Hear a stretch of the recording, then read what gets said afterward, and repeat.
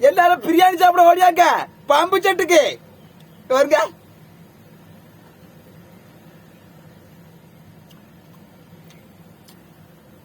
பிரியாணி நல்லா தான் இருக்கு. அப்படியே பாய் வீட்டு பிரியாணி லெக் பீஸ், முட்டை, சம்பல். ஒரு கல்யாண வீட்டுக்கு போனேன். கல்யாண வீட்டுல பிரியாணி ஒரு பக்கம் வச்சிருந்தாங்க, ஒரு பக்கம் சாம்பார் சாதமும் வச்சிருந்தாங்க. நான் எனக்கு ஏற்கனவே பிரியாணினா உசுறு, அதுலயும் லெக் பீஸ பார்த்த உடனே நான் விடுவேனா, ஒரு சரிகை எடுத்துட்டு போய் சரிகையில அள்ளி வச்சு பம்பு செட்டு கொண்டாந்துட்டேன். ஆமா, ஏதோ பாய் செய்தாராம். பாய், அந்த பாய் பேர் தெரியல.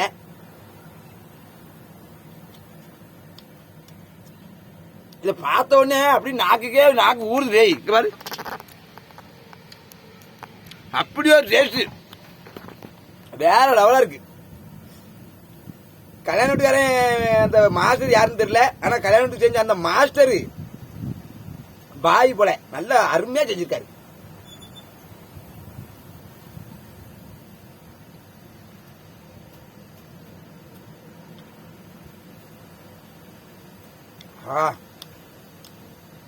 இந்த குறும்பாவா அதுக்கு பேர் சொல்லுவாங்க, அது சால்னாவா, அதை ஊத்தாம வந்துவிட்டேன்.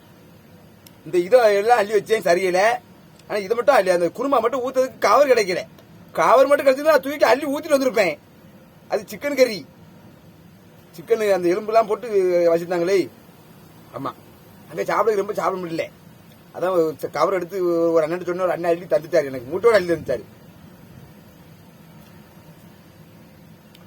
ஐயாவுக்கு பாதி, எனக்கு பாதி.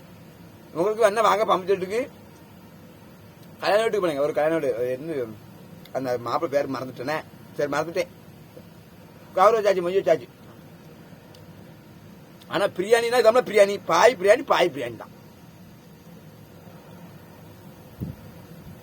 சாப்பிடுவாங்கன்னா பம்பு வாங்க வாங்க.